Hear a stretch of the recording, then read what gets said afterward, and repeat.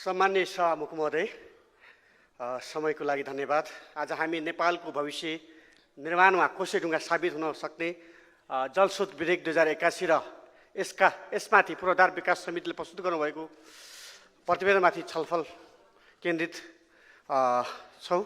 यो विधेयक हाम्रो राष्ट्रिय जीवनको आधार स्तम्भ जल सम्पदाको वैज्ञानिक, न्यायोचित र दिगो व्यवस्थापनका लागि एउटा महत्त्वपूर्ण कानुनी दस्तावेज हो। समितिलाई यस विधेयकमाथि गहन अध्ययन गरी महत्त्वपूर्ण परिमार्जन र संशोधन प्रस्तावहरूसहित प्रतिवेदन प्रस्तुत गर्नुभएकोमा म धन्यवाद पनि दिन चाहन्छु। यसका लागि केही प्रावधानहरूले नेपालको वर्तमान सामाजिक आर्थिक परिस्थिति र वातावरणीय संवेदनशीलता र भविष्यका विकास आकाङ्क्षालाई समेत ध्यानमा राखेको प्रतीत हुन्छ। तसर्थ विधेयकका केही प्रावधानहरू स्वागतयोग्य छन्। विधेयकको प्रस्तावना र परिभाषा 2 मा नै दिगो विकास, जल उत्पन्न विपद न्यूनीकरण, बाँधको सुरक्षा र विशेष गरी अन्तर्पुस्ता सामञ्जस्य जस्ता महत्त्वपूर्ण अवधारणाहरूलाई आत्मसात गरिनुले यसको दूरगामी सोच, प्रगतिशील चरित्रलाई दर्शाउँछ। यी परिभाषाले जलस्रोतको उपयोग र संरक्षणमा वर्तमान भावी पिँढीको हाम्रो दायित्वलाई स्पष्ट पारेको छ। त्यसै गरी विधेयकको दफा 3 र 4 मा जलस्रोतको स्वामित्व, प्रयोग र अधिकारमा राज्यको स्वामित्व कायम राख्दै व्यक्तिगत र सामुदायिक हितका लागि परम्परागत उपयोगको अग्राधिकार सुनिश्चित गर्नु र परम्परागत सामुदायिक उपयोगलाई राज्यले सहयोग गर्ने व्यवस्थाले र स्थानीय समुदायको जलस्रोतमाथिको पहुँच र अधिकारलाई संरक्षण गर्दै संहिताको मर्मअनुसार अधिकारको बाँडफाँड गर्ने प्रयास गरेको छ। साथै दफा 5 मा जलस्रोत उपयोगको प्राथमिकता क्रम निर्धारण गर्दा मानवीय आवश्यकता, खाद्य सुरक्षा र ऊर्जा सुरक्षालाई ध्यान दिएको र जुन नेपालको वर्तमान सन्दर्भमा उपयुक्त छ। साथै विशेष परिस्थितिमा यो क्रम हेरफेर गर्न सक्ने लचकताले अप्रत्याशित अवस्थालाई सम्बोधन गर्न सहयोग पुग्नेछ।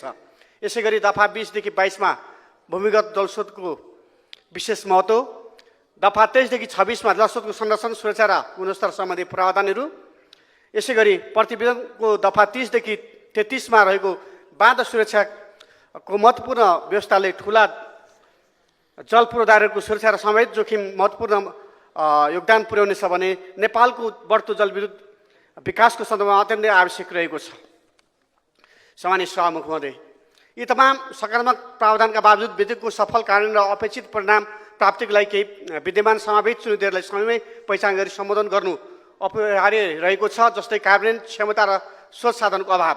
विगतमा पनि राम्रा कानुनहरू बनेका छन्, तर कमजोर कार्यान्वयन क्षमता, अपर्याप्त बजेट, दक्ष जनशक्तिको अभाव र राजनीतिक हस्तक्षेपले गर्दा अपेक्षित सफलता हासिल हुन सकेको छैन। यस विधेयकले परिकल्पना गरेको जल तथा ऊर्जा आयोग र अन्य संयन्त्रलाई स्रोत साधन सम्पन्न, स्वायत्त र राजनीतिक हस्तक्षेप मुक्त बनाउनु प्रमुख चुनौती हो। साथै नेपाल जलवायु परिवर्तनको उच्च जोखिममा छ। विधेयकले विपद न्यूनीकरण, संरक्षणका कुरा गरे पनि जलवायु परिवर्तनका कारण उत्पन्न हुने पानीको अभाव, अतिवृष्टि, अनावृष्टि, मुहान सुक्ने जस्ता समस्याको वैज्ञानिक अध्ययन, न्यूनीकरण र अनुकूलताका लागि ठोस कार्यान्वयन योग्य र पर्याप्त बजेटसहितका कार्यक्रमहरूको अभाव खटिन सक्छ। लाभको न्यायोचित वितरण र स्थानीय समुदायको वास्तविक सरोकार पनि अर्को चुनौतीको रूपमा रहेको छ। ठुला जलविद्युत तथा सिँचाइ आयोजनाबाट प्राप्त हुने लाभको न्यायोचित वितरण सुनिश्चित गर्नु र आयोजना प्रभावित स्थानीय समुदाय, विशेष गरी सीमान्तकृत वर्गको जीविकोपार्जन, सांस्कृतिक अधिकार र वातावरणीय सरकारलाई वास्तविक रूपमा सम्बोधन गर्नु चुनौतीपूर्ण छ। सामाजिक उत्तरदायित्वका प्रावधानहरू नाम मात्रका हुन सक्ने खतरा रहन्छ। यसबाहेक भूमिगत जलस्रोतको अनियन्त्रित दोहन र पुनर्भरण समय सकिसक्यो हुन्छ सम्माननीयज्यू, जटिल अर्को चुनौतीको रूपमा रहेको छ। यससँग कानुनी व्यवस्था भए पनि भूमिगत जलस्रोतको अनियन्त्रित दोहन, विशेषतः कृषि र औद्योगिक प्रयोजनका लागि नियमन गर्नु र पुनर्भरणका लागि प्रभावकारी तथा दिगो संयन्त्र विकास गर्नु अत्यन्तै चुनौतीपूर्ण छ। सभामुख महोदय, यो चुनौतीहरूलाई सम्बोधन नगरी विधेयकले परिकल्पना गरेका उद्देश्यहरू हासिल गर्न कठिन हुनेछ। तसर्थ विधेयक पारित भइसकेपछि यसको कार्यान्वयनका लागि स्पष्ट कार्ययोजना, आवश्यक नियमावलीहरूको समयमै निर्माण, अन्तर्निकाय समन्वय संयन्त्रको स्थापना र निरन्तर अनुगमन तथा मूल्याङ्कन प्रणालीको विकास गरिनुपर्छ। अन्त्यमा यो जलस्रोत विधेयक 2081 यसमाथिको समितिको प्रतिवेदनले नेपालको जलस्रोत क्षेत्रमा एक नयाँ सकारात्मक अध्यायको सुरुवात गर्ने सम्भावना बोकेको छ। यसका सकारात्मक प्रावधानहरूको सराहना गर्दै ओलाएका चुनौतीहरूलाई सम्बोधन गर्न र यसको सफल कार्यान्वयनका तर्फ सरकारको विशेष ध्यान आकर्षण गराउन चाहन्छु। धन्यवाद।